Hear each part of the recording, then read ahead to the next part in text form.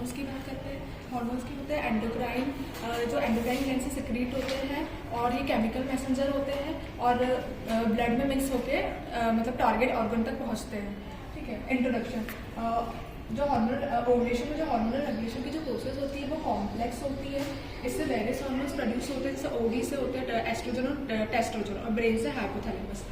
ठीक है, इनका क्या पर्पस होता है, जो वुमेन की जो प्रेगनेंसी होती है उनको बनाए रखते हैं।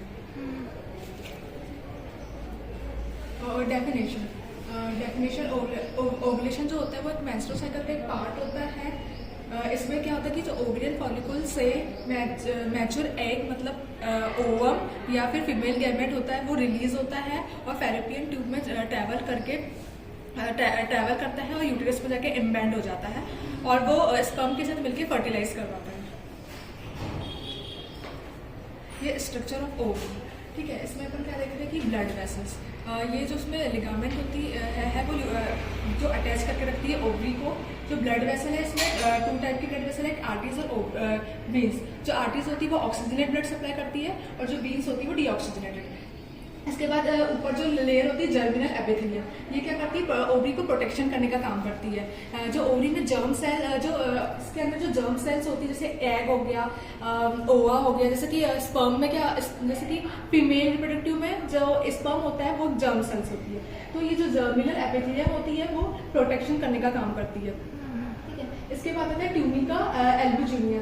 ये एक जो ओवरी है इसको एक मैकेनिकल शेप प्रोवाइड करने का काम करती है, स्ट्रेंथ देती है। और वो जो फॉलिकल जो होते हैं वो जो मतलब जो डैमेज हो जाते हैं उनको ये बचाती है। ठीक है, इसके बाद आता है इसके बाद प्रीमोर्डियल फॉलिकल्स। जो प्रीमोर्डियल फॉलिकल्स होते हैं ये जर्मिनियल एपिथेलियम से फॉर्म होते हैं। मतलब बिफोर बर्थ, मतलब जब वुमेन जो होती है वो पैदा होती है तो उसमें बहुत सारे फॉलिकल्स, मतलब 4 to 5 लाख फॉलिकल्स ग्रो करते हैं। उसके अंदर जो एक एग, मैच्योर एग डेवलप होता है वो हर मंथ वो रिलीज होता है। इस जो फॉलिकल्स जो डेवलप करते हैं फर्दर ही डेवलप करते हैं प्राइमरी फॉलिकल में। जो प्राइमरी फॉलिकल होता है वो एफएसएच के इफेक्ट से ग्रो करवाता है। एफएसएच का जो फॉलिकल स्टिमुलेटिंग हार्मोन होता है, इसका एक इम्पॉर्टेंट रोल होता है फॉलिकल को ग्रो कराने के लिए। जो प्राइमरी जो फॉलिकल है उसके अंदर एक कैविटी बन जाती है जिसे बोलते हैं एंट्रम कैविटी। एंट्रम कैविटी जो स्ट्रक्चर बन जाता है वो डेवलप कराता है सेकेंडरी फॉलिकल्स को। सेकेंडरी फॉलिकल्स, इसमें कैविटी होती है एंट्रम, इसमें एक फ्लूइड होता है, इसमें फ्लूइड होता है जो ओवम को नरिश पहुंचाने का काम करता है।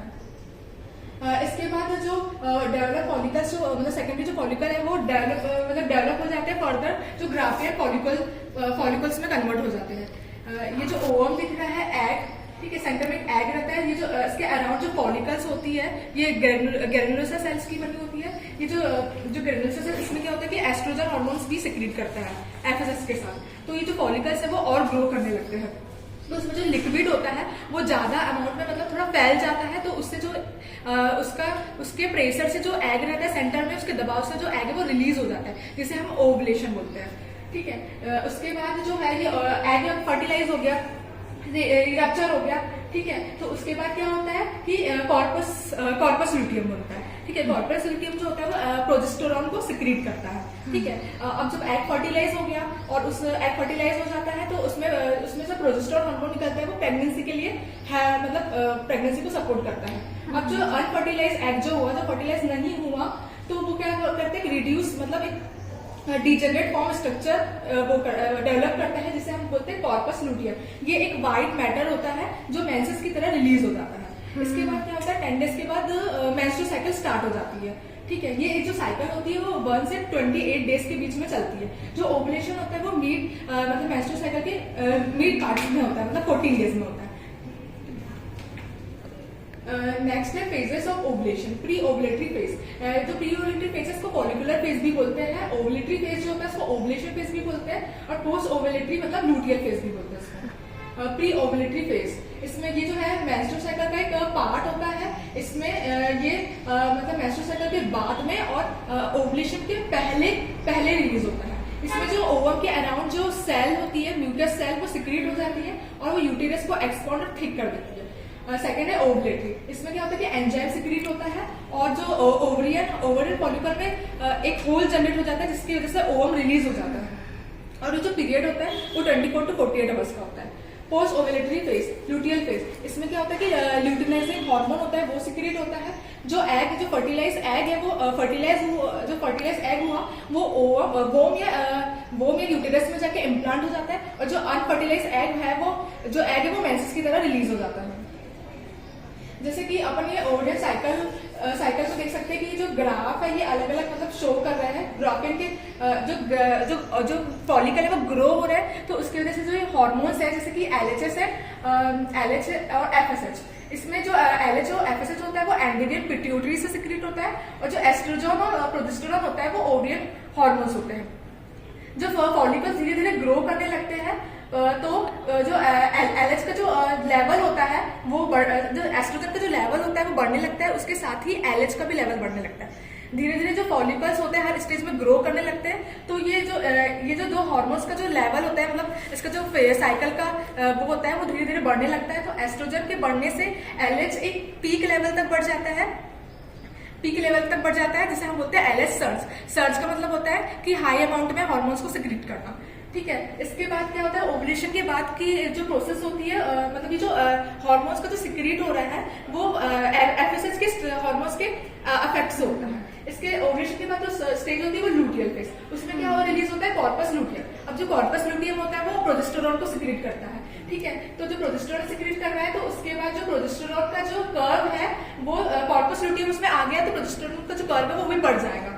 ठीक है, साथ ही उसके साथ एस्ट्रोजन का भी जो कर्व है वो भी बढ़ जाएगा। अब यहाँ पे ओवुलेशन नहीं होगा तो जो LHS और FSH का जो कर्व है वो डिक्लाइन मतलब डाउन हो जाएगा, क्योंकि यहाँ पे फॉलिकुलर मैच्योर नहीं हो रहा है। तो ये जो दो हार्मोन है मेनली फॉलिकुलर के में काम करते हैं, और ये जो ओवुलेशन के बाद जो प्रोसेस होती है उसमें फॉलिकल से वो मैच्योर नहीं होते, तो जो LHS और FSH का जो कर्व है वो डिक्लाइन हो जाता है। When does ovulation occur? Ovulation कब ऑकर होता है? अब जो हमारी मेंस्ट्रुअल साइकिल है वो जनरली 28 से 32 डेज के बीच में होती है। जो हमारा ओवुलेशन आता है वो फर्स्ट मेंस्ट्रुअल साइकिल के 10 to 19 डेज के बीच में आता है, और जो सेकंड ओवुलेशन आने रहता है उसमें सेकंड जो आता है वो 12 to 16 डेज के बाद आता है। टाइप्स ऑफ ओवुलेशन, 2 टाइप के ओवुलेशन होते हैं, स्पॉन्टेनियस ओवुलेशन है और इंड्यूस्ड ओवुलेशन। जो स्पॉन्टेनियस ओवुलेशन होता है ये क्या होता है कि ये without need of external trigger, मतलब कोई भी बाहर की चीजों से नहीं होता है, जैसे कि मैटिंग। ये हार्मोनल इसमें क्या चलता है, ये नेचुरल प्रोसेस होती है, इसमें पूरी हार्मोनल रेगुलेशन के साइकिल से होता है बॉडी में। ये एग्जाम्पल जनरल देखा गया कि mammals, womens, dogs, cows and horse. Mechanism, इसका जो हाइपोथैलेमस होता है जो ब्रेन से रिलीज होता है वो स्टिमुलेट करता है पिट्यूटरी ग्लैंड को, और जो पिट्यूटरी ग्लैंड जो रिलीज करता है 2 हार्मोन्स LSH एंड FSH जो कि रिस्पॉन्सिबल होता है फॉलिकल मैच्योरेशन के लिए। इंड्यूस ओवुलेशन, ये जो ओवुलेशन होता है ये मतलब एक्सटर्नल स्टिमुलाई के इससे होता है।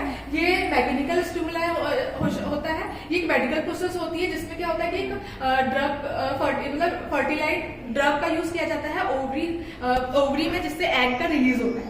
इसका ये कैट, रैबिट और कैमल्स में देखने मिलता है। इसमें क्या मैकेनिज्म, इसमें जो यूटेराइन जो वॉल होती है वो सर्विक्स वेजाइना की जो यूटेराइन वॉल होती है वो ठीक हो जाती है, और वो जिससे वो सिग्नल पहुंच जाती है hypothalamus releasing gonadotropin releasing hormone को। अब हार्मोनल रेगुलेशन ऑफ ओवुलेशन देखते हैं। हाइपोथैलेमस से जो एक हाइपोथैलेमस जो होता है वो रिलीज करता है गोनाडोट्रोपिन रिलीजिंग हार्मोन। ठीक है, ये स्टिमुलेट करता है पिट्यूटरी ग्लैंड। इसमें 2 पार्ट होते हैं, anterior pituitary gland, posterior pituitary gland. अब ये जो मेनली इसमें एंटीरियर पिट्यूटरी ग्लैंड से सिक्रीट होता है FSH एंड LSH जो कि ओवुलेशन को कंट्रोल करता है। एस्ट्रोजन, ये जो एस्ट्रोजन होता है ये पूरे साइकिल में प्रेजेंट होता है, जो ये मैच्योरेशन फॉलिकल के लिए भी रिस्पॉन्सिबल होता है और फीमेल रिप्रोडक्टिव ऑर्गन के लिए भी रिस्पॉन्सिबल होता है। सेकेंडरी जैसे कि ब्रेस्ट डेवलपमेंट हो गया एस्ट्रोजन में, और हेयरी डेवलपमेंट जो हो गया उसके लिए। इसके फंक्शंस, ये जो होता है ये यूटेरस की वॉल को ग्रो कराने में हेल्प करता है प्रेगनेंसी के टाइम में, और ये फीमेल सेक्सुअल कैरेक्टरिस्टिक्स के लिए भी रिस्पॉन्सिबल होता है। ये इंक्रीज करता है प्रोटीन एनाबॉलिज्म को और डिक्रीज ब्लड कोलेस्ट्रॉल को डिक्रीज करता है। प्रोजेस्टेरोन हार्मोन, ये एक टाइप का स्टेरॉइड हार्मोन होता है। स्टेरॉइड मतलब जो क्रॉस करता है सेल मेम्ब्रेन को। ठीक है, ये कॉर्पस लूटियम एंड प्लेसेंटा से रिलीज होता है और प्रिपेयर करता है यूटेरस को प्रेगनेंसी के लिए। इसका मेन फंक्शन होता है प्रेगनेंसी और मेंस्ट्रुअल साइकिल के टाइम। रिलैक्सिन हार्मोन, ये जनरली प्रेगनेंसी के टाइम में रिलीज होता है। जब बेबी का बर्थ होता है तो वो यूटेरस वॉल को मतलब कॉन्ट्रैक्ट करता है, उससे इजिली मतलब बेबी को बर्थ हो सके। ठीक है, इससे ये जो है वाटर सॉल्युबल पॉलीपेप्टाइड हार्मोन भी होता है और ये मैमिलियन ओवरी प्लेसेंटा और यूटेरस में प्रेजेंट होता है। कंक्लूजन, ये कंक्लूजन जो हार्मोनल रेगुलेशन, जो ओवुलेशन की जो हार्मोनल रेगुलेशन की प्रोसेस है वो कॉम्प्लेक्स होती है। इसमें वेरियस हार्मोन्स इन्वॉल्व होते हैं जो कि एंटीरियर पेट्यूटरी ग्लैंड से निकलते हैं, जो कि फॉलिकुलर स्टिमुलेट करते हैं, मतलब फॉलिकुलर मैचुरेशन के लिए रिस्पॉन्सिबल होते हैं, और जो ओवरी से निकलते हैं प्रोजेस्टेरॉन, ये सब वो प्रेगनेंसी को बनाए रखते हैं। Thank you ma'am. रेफरेंस